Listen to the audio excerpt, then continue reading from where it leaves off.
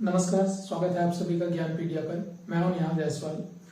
आज के इस वीडियो में हम कर्नाटक युद्धों के बारे में चर्चा करने वाले हैं। ये कर्नाटक युद्ध जो हुआ वो मेनली ब्रिटिश कंपनी और फ्रांसीसी कंपनी के बीच हुआ। हालांकि इसका जो भी चीजें हुई, सिनारियो जो भी था, वो भारत के क्षेत्र में ही ज्यादातर बना। ये कंपनियां पहली, इसमें यदि हम बात करें तो कर्नाटक युद्ध मेनली 3 कर्नाटक युद्ध हुए और इन तीनों कर्नाटक युद्ध के कारण अलग अलग थे। जैसे हम बात करें तो कर्नाटक युद्ध में मेनली 3 युद्ध होते हैं, फर्स्ट, सेकेंड और थर्ड कर्नाटक युद्ध। मतलब प्रथम कर्नाटक युद्ध, द्वितीय, तृतीय। ठीक, पहले की यदि हम बात करें तो पहला कर्नाटक युद्ध जो हुआ ये हमारा 1746 से लेकर के 1748 तक होगा। और इस युद्ध में अब जैसे युद्ध होता है या युद्ध खत्म होती है तो हर युद्ध के बाद एक संधि की जाएगी और इस संधि को हम देखेंगे। तो पहले युद्ध में जो संधि होगी उसे बोलेंगे एला सैपल की संधि। एला सैपल की संधि, या कई जगह पर इसे ऑक्सला सैपले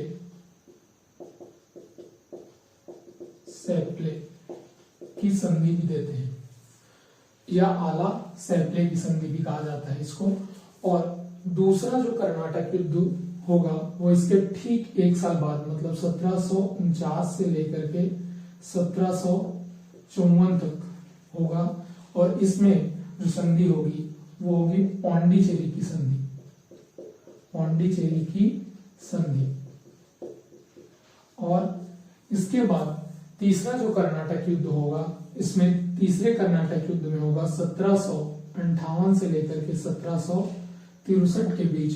और इस संधि को कहा जाएगा, जिसमें संधि होगी पेरिस की संधि। पेरिस की संधि। अब यहाँ पर याद रखेंगे कि जैसे हम इसको कैसे याद रखें कि पहले कर्नाटक युद्ध में कौन सी संधि हुई, दूसरे कर्नाटक युद्ध में कौन सी संधि हुई और तीसरे कर्नाटक युद्ध में कौन सी संधि हुई। तो इसके लिए एक ट्रिक याद हम कर सकते हैं। जैसे इसको हम बोल सकते हैं ए पा पे, मतलब तीनों जो संधियां हैं उनके फर्स्ट वर्ड, तो ए पा पे। ए से याद रखेंगे एला सैपले की संधि, पा से याद रखेंगे पौंडीचेरी की संधि और पे से याद रखेंगे पेरिस की संधि। अब यहाँ पर बात आती है कि पहला कर्नाटक युद्ध जो हुआ इसका कारण क्या रहा। तो सामान्य सा कारण, हालांकि हम इसको भी डील करेंगे, लेकिन इसके पहले ये समझ लेते हैं कि सामान्य सी भाषा में कि पहले कर्नाटक युद्ध का कारण क्या था। पहले कर्नाटक युद्ध का कारण था ऑस्ट्रिया जो था यूरोप में, या ऑस्ट्रिया जो है यूरोप में है, इसके उत्तराधिकार का युद्ध था। उत्तराधिकार का युद्ध। उत्तराधिकार का युद्ध ऐसा था कि यूरोप में ऑस्ट्रिया था। ऑस्ट्रिया का जो शासक था उसका कोई क्या नहीं था, पुत्र नहीं था। तो जब ऑस्ट्रिया का शासक की मृत्यु हुई तो वहां पर अब शासन कौन करेगा। तो ऑस्ट्रिया का मुख्यतः पुत्र नहीं था, पुत्री थी, तो उसका शासन कौन करेगा। तो शासन कौन करेगा, तो हम देखते हैं कि मतलब जियोपॉलिटिक्स में या भौगोलिक राजनीति में हम देखते हैं कि एक देश में यदि कोई सरकार बैठती है तो उसका इम्पैक्ट कहीं ना कहीं दूसरे देशों पर भी पड़ता है। तो इस बीच में फ्रांस और जो अंग्रेज कंपनियां थी, या फ्रांस और ब्रिटिश जो देश थे, उनका कहना था कि फ्रांस वाला चाहते थे कि वहां पर जो उत्तराधिकारी हो वो फ्रांसीसियों का क्या करे, ज्यादा उसको मतलब ये बोल सकते हैं कि फ्रांस ये चाहता था कि वहां का जो उत्तराधिकारी बैठे वो फ्रांस को क्या करे, ज्यादा सपोर्ट करे, या फ्रांस के संबंध में अच्छे ही संबंध उसके साथ बनाए रखे। जबकि ब्रिटिश जो थे वो ये चाहते थे कि वो ब्रिटेन के साथ क्या करे, अपना अच्छा संबंध बनाए रखे। और इसी वजह से वो ऑस्ट्रिया का जो उत्तराधिकार का युद्ध था, इस ऑस्ट्रिया के उत्तराधिकार के युद्ध के रूप में वो यूरोप में दोनों कंपनी या दोनों देश, मतलब ब्रिटेन और फ्रांस दोनों ही क्या हो गए, वहां पर एक दूसरे से लड़ गए। और इसका इम्पैक्ट यह पड़ा कि जब यूरोप में ये दोनों कंपनियां वहां पर लड़ी तो उसका इम्पैक्ट, ये जो युद्ध हो रहा है वो 1740 में हो रहा है, और भारत में इसका इम्पैक्ट कब पड़ रहा है, 1746 में। तो पहले तो भारत में दोनों कंपनियों ने कहा कि हम तो यहाँ व्यापार करने आए हैं, तो व्यापार करते हैं, ठीक। लेकिन बाद में दोनों की महत्वाकांक्षा यहाँ साम्राज्य के विस्तार की होगी, और इसी वजह से दोनों में क्या हो गया, यहाँ युद्ध हो गया। तो पहला जो कर्नाटक युद्ध हुआ उसमें ऑस्ट्रिया का उत्तराधिकार का युद्ध था। दूसरा जो युद्ध हुआ इसमें बोलते हैं कि जो हैदराबाद और कर्नाटक दोनों में जहां उत्तराधिकारों के लिए लड़ाई हो रही थी, दोनों ही क्षेत्र में, हैदराबाद में भी और कर्नाटक में भी। इसका कारण ये था कि हम देखते हैं कि 1707 में क्या हो जाएगा, 1707 में औरंगजेब की मृत्यु हो जाएगी। औरंगजेब जो था वो मुस्लिमों में बहुत ही ताकतवर शासक था औरंगजेब।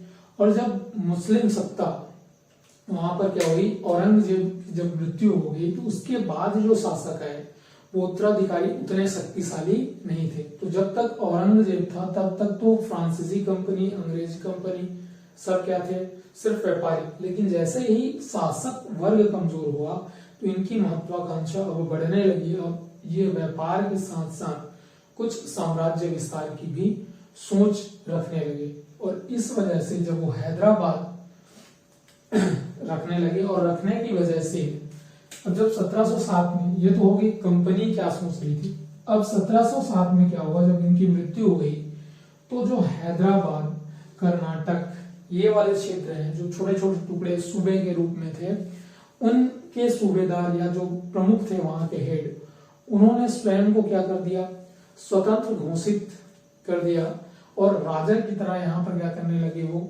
शासन करने लगे। तो अब इनके बीच हैदराबाद में भी अपने उत्तराधिकार के लिए लड़ाई हुई, कर्नाटक में भी उसके उत्तराधिकार के लिए लड़ाई हुई। तो जब उत्तराधिकार के लिए लड़ाई हुई तो दो पक्ष हुए, और दोनों पक्ष में किसी का सपोर्ट ब्रिटिश ने किया अपने लाभ के लिए, तो किसी का सपोर्ट फ्रांसीसियों ने किया। और इस वजह से हैदराबाद और कर्नाटक के उत्तराधिकार के युद्ध में दोनों कंपनियां आपस में लड़ पड़ी। और तीसरा जो युद्ध हुआ ये सप्तवर्षीय युद्ध का परिणाम थी, सप्तवर्षीय युद्ध का परिणाम रही, और यहां पर की क्या हो गई, इनकी लड़ाई होगी। यदि आप इसका स्क्रीनशॉट लेना चाहते हैं तो ले ले, ठीक।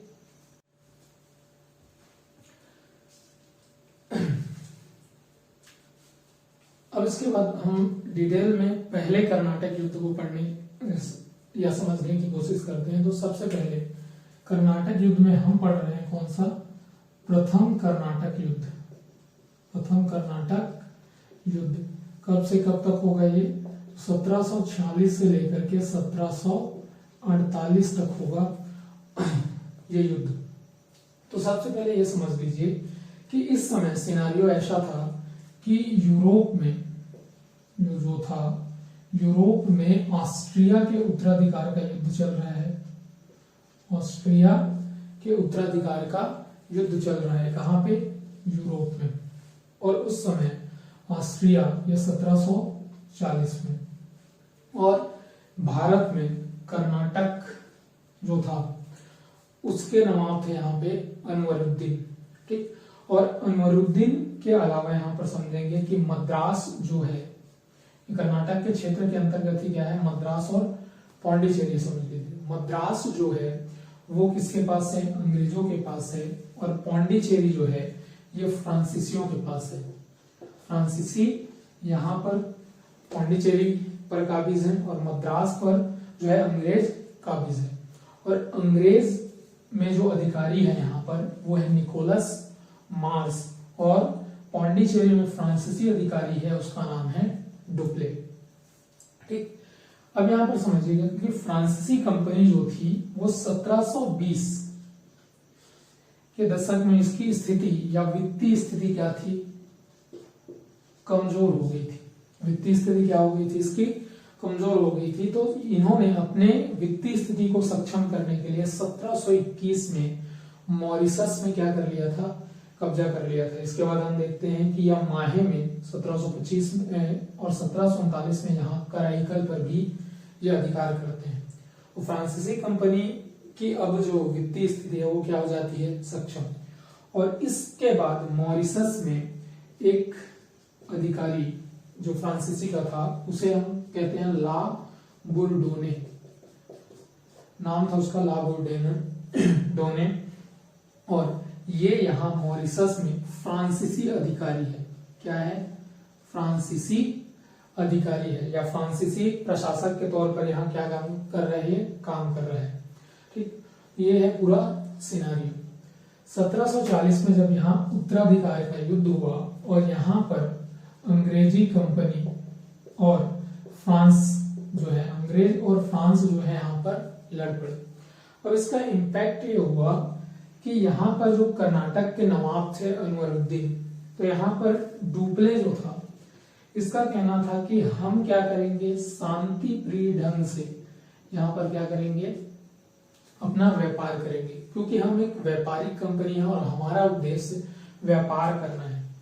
निकोलस मार्स भी प्रारंभ में क्या था, ये भी शांत बनाए में रखने में क्या कर रहा था, मदद कर रहा था, शांति बनाए रखने में वहां की। लेकिन यहाँ पर इस शांति प्रिय होने का पौंडीचेरी में जो डुप्ले था वो भी शांति ही चाह रहा था। तो डुप्ले ने क्या किया कि अनवरुद्दीन जो कर्नाटक के नवाब थे, इनसे एक रिक्वेस्ट की कि आप अपने क्षेत्र में किसी भी प्रकार का युद्ध होने न दें। मतलब अनवरुद्दीन को कहा कि इस क्षेत्र में आप किसी भी प्रकार का युद्ध होने न दें। इन्होंने इसकी बात स्वीकार कर ली। लेकिन बाद में 1740 वाला जो युद्ध चल रहा था ऑस्ट्रिया में, यहाँ पर जो है अंग्रेज चाहते थे कि अब जो कंट्रोल है वो हमारे हाथों में आ जाए। तो यहाँ से ब्रिटेन से एक अधिकारी को इन्होंने किसके लिए भेजा, भारत में क्या करने के लिए, अंग्रेजी कंपनी की सहायता के लिए यहां से एक व्यक्ति को भेजा जिसका नाम था कैप्टन बार्नेट। कैप्टन बार्नेट जब भारत आया तो इसने यहां पहुंच करके या भारत में पहुंच करके कुछ फ्रांसीसी जहाजों को क्या कर दिया, पानी के पोत थे या जहाज थे, उन जहाजों को इसने आकर के यहाँ पर तोड़ दिया और कुछ जहाजों पर उसने क्या कर लिया, कब्जा कर लिया। कुछ जहाजों को उसने तोड़ दिया और कुछ जहाजों पर उसने कब्जा कर लिया। तब इसकी खबर पहुंची कहां पर, पौंडीचेरी के गवर्नर डुप्ले के पास। और डुप्ले ने तब अपनी सहायता के लिए जो मॉरिशस में ला बुरडोने था, इसको अपनी सहायता के लिए क्या किया, इसने यहाँ पर बुलाया। और जब ला बुरडोने डुप्ले के पास पहुंच गया तो डुप्ले और ला बुरडोने दोनों ने मिल करके इस मद्रास के क्षेत्र पर क्या कर लिया, जीत दर्ज कर लिया। या मद्रास को अपने कब्जे में अब ले लिया। किसने, डुप्ले और ला बुरडोने दोनों ने मिल करके मद्रास को जीत लिया और मद्रास से अंग्रेजों को क्या कर दिया, बाहर कर दिया। अंग्रेजों ने तब जाकर के किससे, अनवरुद्दीन से क्या मांगी, मदद की मांग की। किससे, अनवरुद्दीन से। तो अनवरुद्दीन ने पौंडीचेरी वाले डुप्ले को कहा कि आप मद्रास को वापस दे दीजिए। लेकिन डुप्ले जो था उसने कहा कि हम मद्रास को आपको क्या कर देंगे,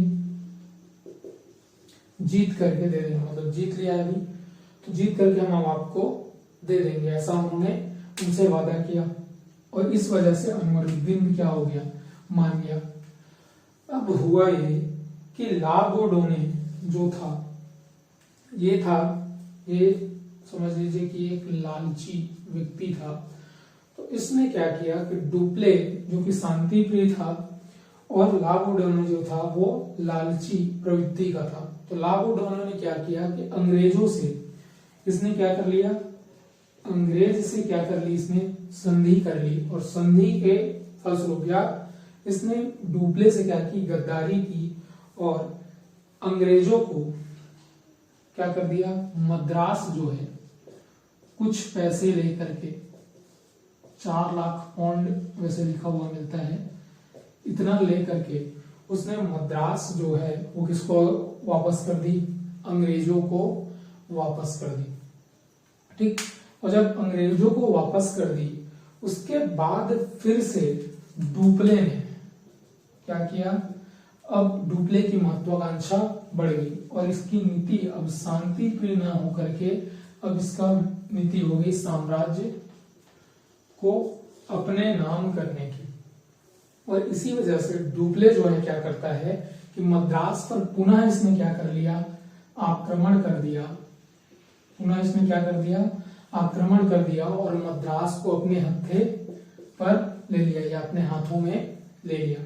अब इसी के बाद क्या होता है कि पौंडीचेरी जो है इसके दक्षिण में भी एक द्वीप होता है जो अंग्रेजों के पास होता है।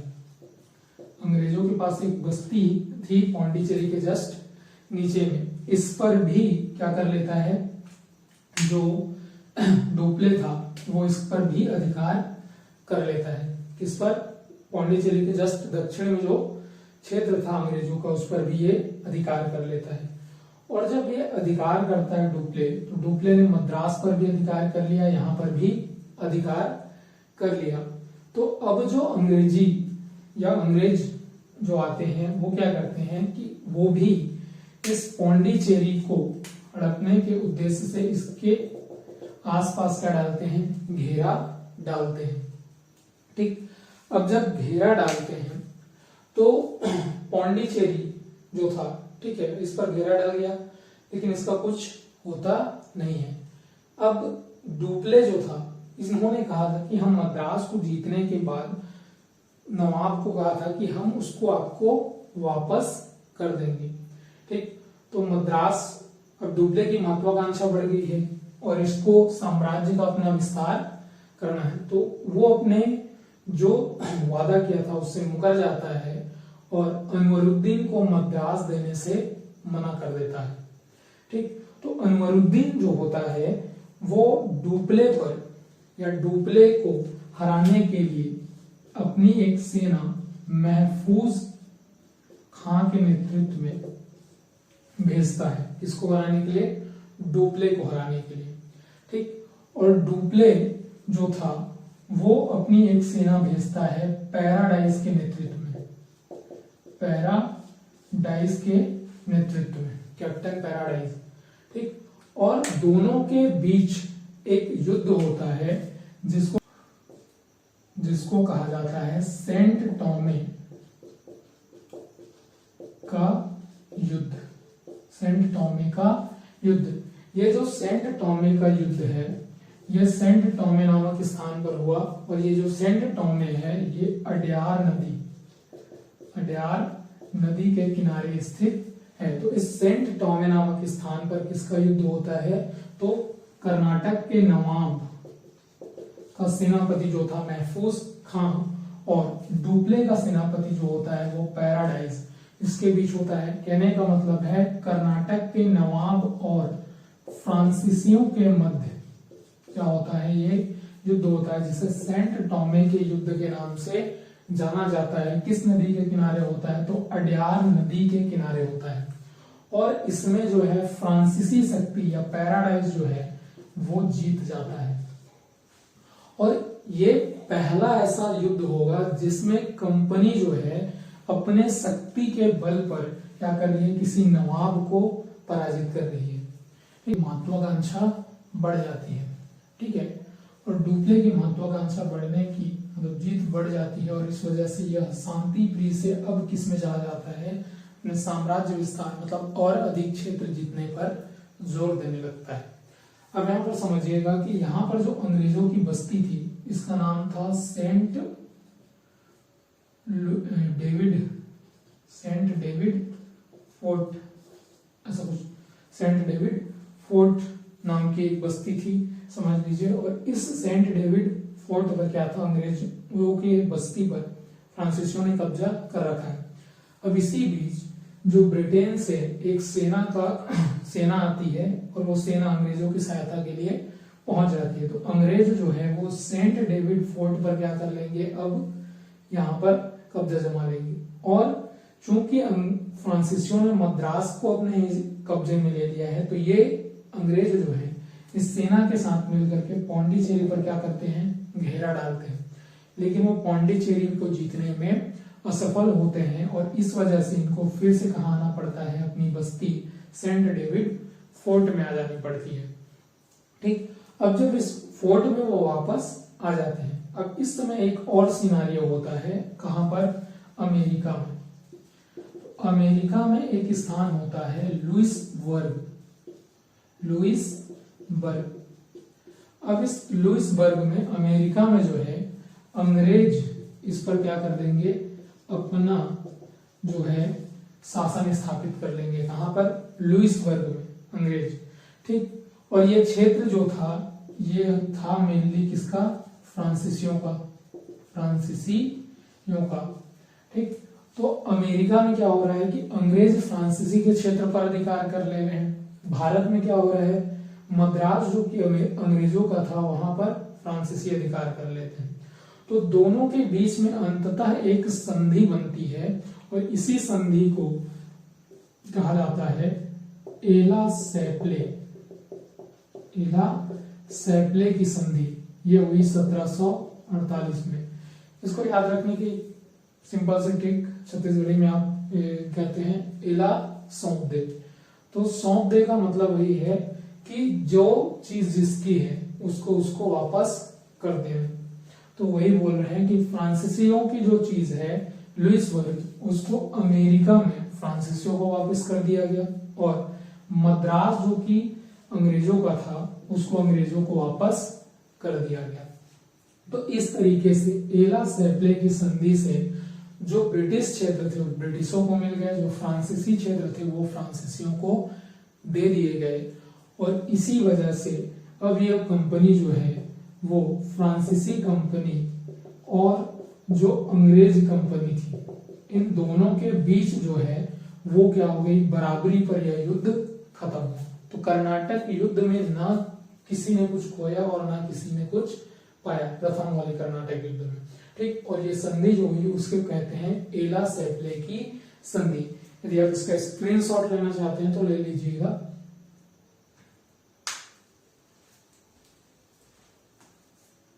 इसमें कुछ चीजों पर हमको गौर करना चाहिए। तो प्रथम कर्नाटक युद्ध जो हुआ, इस प्रथम कर्नाटक युद्ध में कुछ चीजें जो है वो उजागर हुई। जैसे पहली चीज, इसने भारत के जो शासक थे या भारत के जो शासक वर्ग थे उसकी कमजोरी को उजागर किया। कमजोरी को कैसे उजागर किया, तो हम देखते हैं कि कर्नाटक का जो नवाब है वो फ्रांसीसियों से क्या हो रहा है, पराजित हो रहा है। तो इसका मतलब ये हुआ कि यदि कोई यूरोपीय कंपनियां जो नौसेना शक्ति जिसकी क्या है, नौसेना जो शक्ति है वो यदि मजबूत है, उसकी सैन्य शक्ति यदि वो मजबूत है, तो वह एक संगठित प्रयास से या सुसज्जित योजना के साथ भारत के शासकों को भी पराजित कर सकता है।